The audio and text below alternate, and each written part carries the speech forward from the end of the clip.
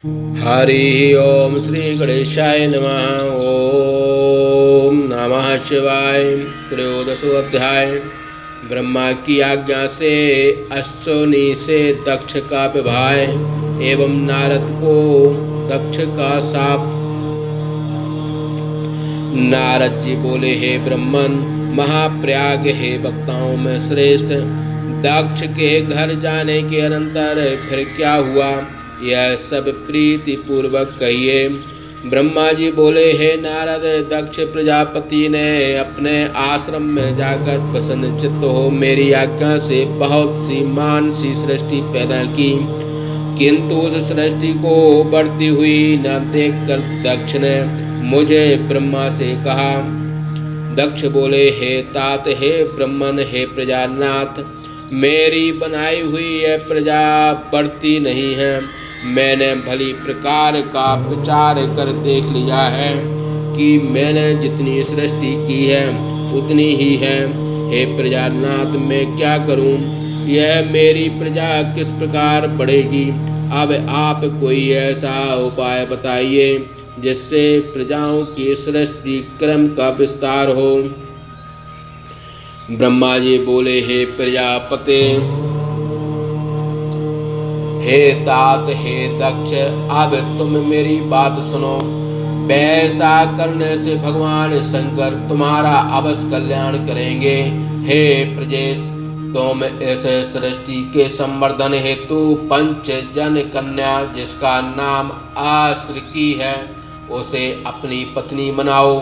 इस प्रकार की पत्नी में तुम मैथुन धर्म में प्रवृत्त होकर जब सृष्टि करोगे तब तुम्हारी प्रजा सृष्टि बढ़ेगी। ब्रह्मा जी बोले, हे नारद, तब दक्ष प्रजापति ने मैथुन धर्म से प्रजा सृष्टि करने के लिए मेरी आज्ञा से वीरण की कन्या के साथ विवाह किया। प्रजापति दक्ष ने अपनी पत्नी उस वीरणी के गर्भ से हयष्ट नामक 10,000 पुत्रों को उत्पन्न किया। हे मुने, वे सभी हयष्ट पिता के समान धर्माचरण करने वाले, पिता की भक्ति में तत्पर होकर वेद मार्ग का अनुसरण करने लगे। वे दक्ष पुत्र अपने पिता की आज्ञा पाकर सृष्टि के उद्देश्य से पश्चिम दिशा में तपस्या हेतु चले गए, जहाँ पर परम पवित्र नारायण सर नाम का तीर्थ है, जहाँ पर नदी तथा समुद्र का संगम हुआ है।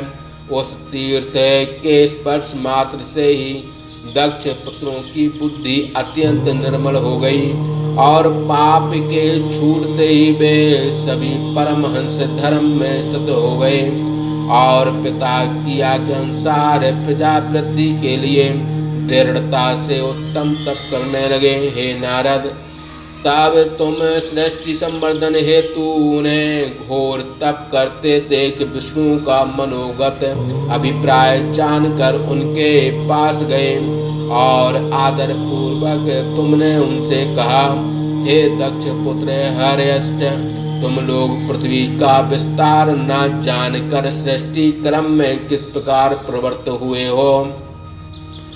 ब्रह्मा जी बोले, बे हर्यष्ट गण, तुम्हारी बात सुनकर सृष्टि के विषय में सावधान होकर मन में विचार करने लगे। जो शास्त्र रूपी पिता के निवर्ती परक वचनों को नहीं जानता, भला वह गुण विश्रम्भी सृष्टि का उपक्रम किस प्रकार कर सकता है। वे परम बुद्धिमान दक्ष पुत्र एक बुद्धि से ऐसा विचार कर देवर्षि नारद की परिक्रमा एवं उन्हें प्रणाम कर निवर्ती मार्ग से पलायन हो गए।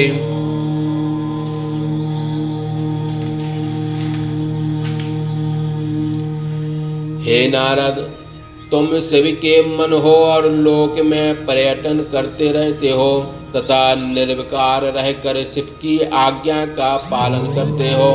बहुत काल बीतने के पश्चात प्रजापति ने यह सुनकर कि मेरे जो पुत्र सृष्टि के लिए गए थे नारद ने उन्हें नष्ट कर दिया है, तुम्हारे ऊपर परम क्रुद्ध हो गए। वे दक्ष शिव की माया से मोहित हो बारंबार शोक कर कहने लगे, अहो अच्छी संतान भी शोक का कारण है। तदंतर मैंने दक्ष के पास आकर उन्हें शांति भाव का उपदेश कर सांत्वना देते हुए कहा कि दक्ष शोक मत करो, देव बड़ा प्रबल है। दक्ष प्रजापति ने मेरे द्वारा धीरज बनाए जाने पर पुनः पंचजन की कन्या आश्क्री में सबलास नामक 1000 पुत्रों को उत्पन्न किया। वे सबलास भी पिता की आज्ञा से सृष्टि संवर्धन हेतु दृढ़ हो वहां गए, जहां उनके पहले के सभी भाई जाकर सिद्ध हो गए थे। फिर वे भी उस तीर्थ के स्पर्श मात्र से सर्वथा निष्पाप तथा शुद्ध अंतःकरण वाले हो गए और व्रत प्राण होकर गायत्री का जप करते हुए कठिन तप करने लगे। हे नारद, तुमने सृष्टि करने के लिए तपस्या में उन्हें भी उद्यत देखकर उनके पास जाकर ईश्वर गति का स्मरण करते हुए वही उपदेश किया जो पूर्व में उनके भाइयों को किया था। हे मुने, तुम्हारा दर्शन निष्फल नहीं होता, इसलिए तुमने उनको भी पूर्व के भाइयों के मार्ग का उपदेश किया, जिससे वे भी अपने भाइयों के मार्ग का अनुसरण करते हुए उसी मार्ग पर चले गए। उसी समय दक्ष प्रजापति को अनेक उत्पात दिखाई पड़ने लगे। वे अपने पुत्रों को आया न देख आश्चर्यचकित हो मन में दुखी हो गए।